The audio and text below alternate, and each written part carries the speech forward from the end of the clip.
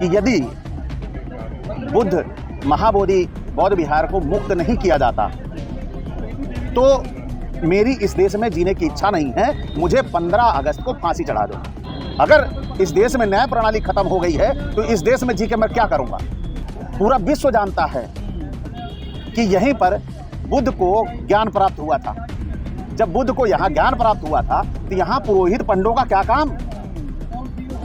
पूरे विश्व में, काशी में, मथुरा में सब जगह बनाए पड़े हो, एक जगह तो छोड़ो कि सब जगह तुम्हारा ही कठोला चलेगा। हम सभी सदियों लतियाए गए थे एक ही लात से, है ना, एक ही लात से लतियाए गए थे, लेकिन अलग अलग समझ रहे थे कि वो अलग है, वो अलग है। लेकिन ये आए हरामखोर सत्ता में बैठे, हमको पता लग गया कि उसी लात से लतियाए जा रहे हैं। अब हम सबको एक होकर इनके लात को काटना पड़ेगा। जो लोग जानते हैं कि ये ज्ञान स्थली थी और उस ज्ञान स्थली में आज पांडव निकल आ रहे हैं, बुद्ध की तस्वीरों को पांडव बता दिया जा रहा है। जब लोगों को पता चलने लगा धीरे धीरे कि वहाँ पे कब्जा हो रहा है, जब पता चला कि हमारे साथ धोखा हो रहा है, तब जरूरत पड़ी कि अब मुक्त होना चाहिए। नहीं तो जब वो मस्जिद में शिवलिंग निकाल ले रहे हैं तो ये तो बौद्ध स्थली है, यहाँ तो सारे स्तूप उनको शिवलिंग जैसे ही दिखते हैं, है ना।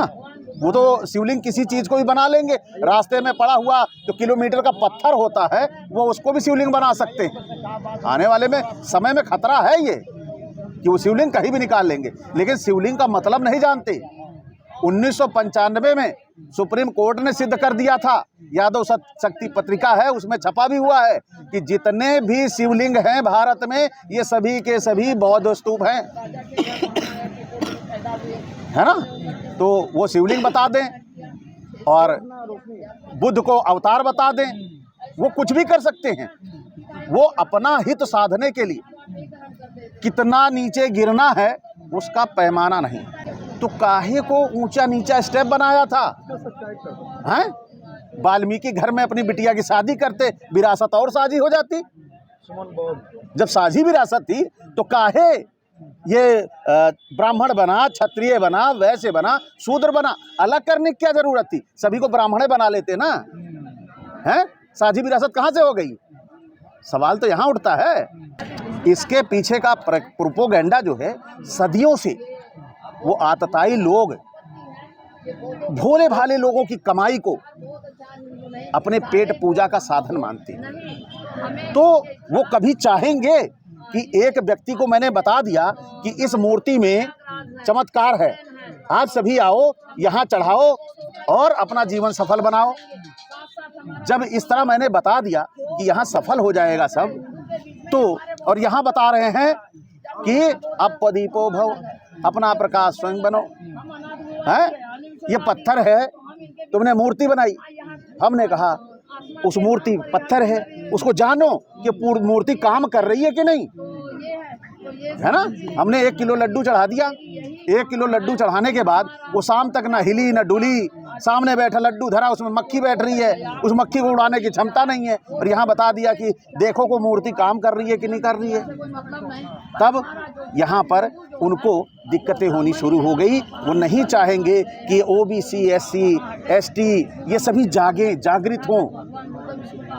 वो जितना इनको पाखंड में डालना होगा डालेंगे और इसके लिए उनको कुर्बानी देनी पड़ेगी तो देंगे। लेकिन अब समय आ गया है हम लोगों की कुर्बानियों देने का। अच्छा, ये अपने कुर्बानी देने का वक्त आ गया। बिल्कुल कुर्बानी, बिल्कुल। अगर नहीं देंगे तो क्या वो स्थिति फिर ज़्यादा समय नहीं है कि फिर वही झाड़ू और वही जातिगत पेशे सबके शुरू हो जाएंगे। किसी को नौकरी करने का अधिकार नहीं रह जाएगा। नौकरी करेंगे वो लोग और यहाँ के सारे लोग OBC, SC अपनी जातियों के पेशेगत धंधे करेंगे। लेकिन आप लड़ोगे कैसे सर? लड़ाई तो आपस में हम लोग करते हैं ना। हम तो उनके साथ लड़ने के बजाय हम तो अपने से लड़ते हैं। आपका सवाल जायज़ है। सबसे पहली बात आनी है कि हमको लड़ाया गया है, वही चीज़ तो के लिए हम यहाँ इकट्ठा हो रहे हैं, उसी चीज़ के लिए तो इकट्ठा हो रहे हैं यहाँ। आप बोलोगे, आप अगर यही सवाल बार बार करोगे उनके बीच में जाके और यही बातें करोगे, सबसे पहले आप माध्यम बनिए कि हमको लड़ाया गया है। लड़ाया किसने है, समझना इस बात को है। क्या यादव के शौक थोड़ी लगी है, या मौर्य के या कुर्मी के की शौक लगी है कि जाके लड़े।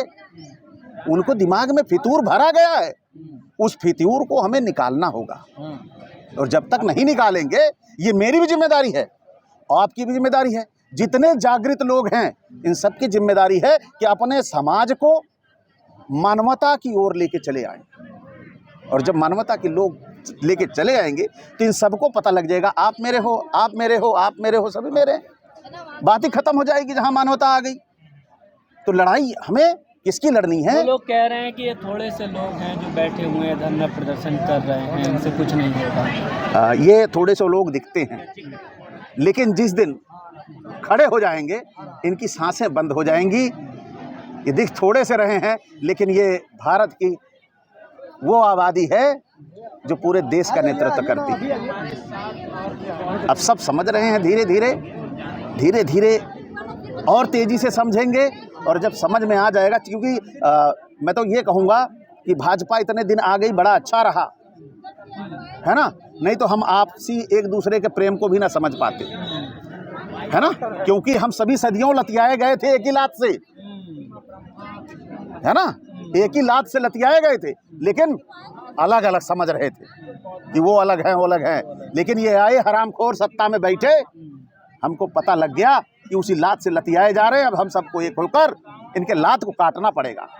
पूरे विश्व में बौद्धों की संख्या सबसे ज़्यादा है, बौद्ध मतावलंबी सबसे ज़्यादा हैं, तो निश्चित तौर पर अंतर्राष्ट्रीय दबाव पड़ेगा।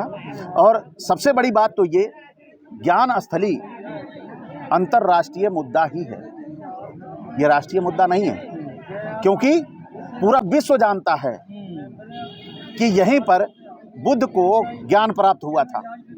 जब बुद्ध को यहाँ ज्ञान प्राप्त हुआ था तो यहाँ पुरोहित पंडों का क्या काम? पूरे विश्व में, काशी में, मथुरा में, सब जगह बनाए पड़े हो, एक जगह तो छोड़ो कि सब जगह तुम्हारा ही कठोला चलेगा। अब आप धीरे धीरे हर जगह कब्जा करते जाओ, बनाते जाओ, कब तक ये चलेगा?